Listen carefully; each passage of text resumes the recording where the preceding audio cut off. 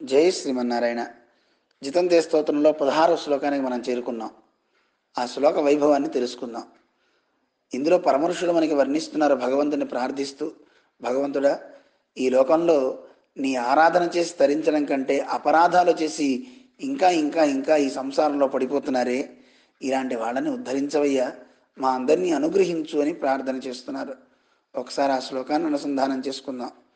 యశ్చాపరాధం కృతవాన్ అజ్ఞానాత్ పురుషోత్తమ మద్భక్త ఇది దేవేశ తత్సర్వం క్షంతుమర్హసి.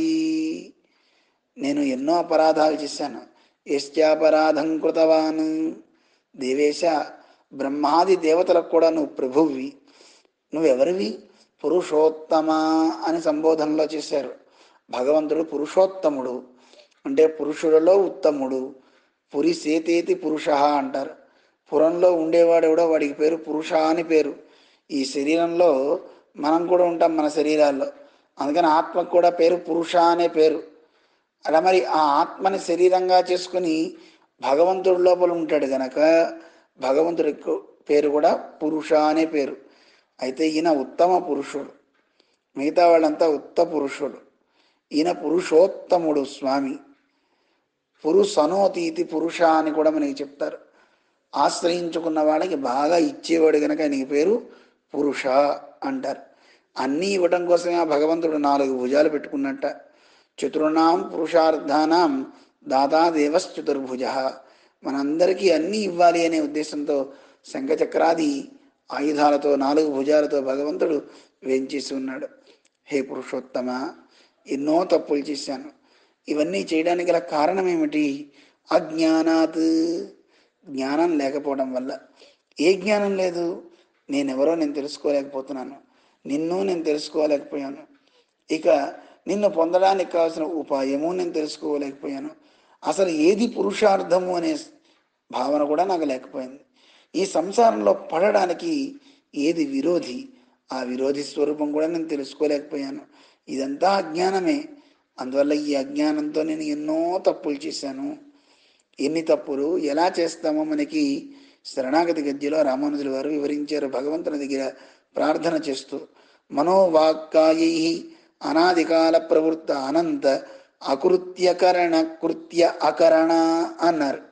మనస్సుతో, వాక్కుతో, శరీరంతో మనం అనాది కాలంగా ఎన్నో దోషాలు చేస్తున్నాము. హే భగవన్, అకృత్యకరణ, చేయకూడనివి చేస్తున్నాను. కృత్య అకరణ, చేయవలసినవి మానేస్తున్నాను. అందువల్ల నేను ఎన్నో పాపాలు. సమస్తాత్మ గుణ విహీన అంటారు శ్రీరంగ గద్యలో. అనేక రకాలైనటువంటి గుణాలేవి నాకు లేనే లేవు. ఇలాంటి వాడిని నేను. మన పెద్దలంతా వర్ణిస్తారు. అపరాధ సహస్ర భాజనం అన్నట్లుగా ఎన్నో రకాలైనటువంటి అపరాధాలన్నీ మన దగ్గర ఉన్నాయి. మనవాళ్ళ మామూలనే మహానుభావులు కూడా చెప్తారు. మిథ్యాచరామి తతోస్మి మూర్ఖ అంటారు. నేను ఒక మాయగాడిలా తిరుగుతున్నాను మీ మధ్య, కానీ అన్నీ తెలిసిన వాడిలా నేను ఉన్నాను.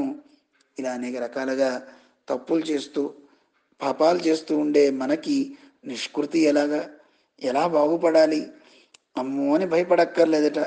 హే భగవన్, మద్భక్త ఇది దేవేశ, వీడు నా భక్తుడు, వీడిని నేను ఇబ్బంది పెడితే ఎలాగా అనుకుని ఒక్కసారి భావించవయ్యా.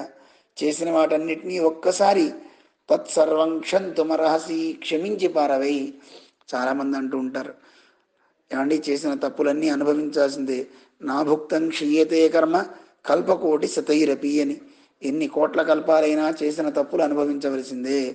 అమ్మో, ఎన్ని అనుభవించాలంటే సరే అనుభవిస్తాయి, దేవుడిని ఎందుకు నేను శరణ వేడాలి అని దేవుడి దగ్గరికి ఎవడూ రాడు.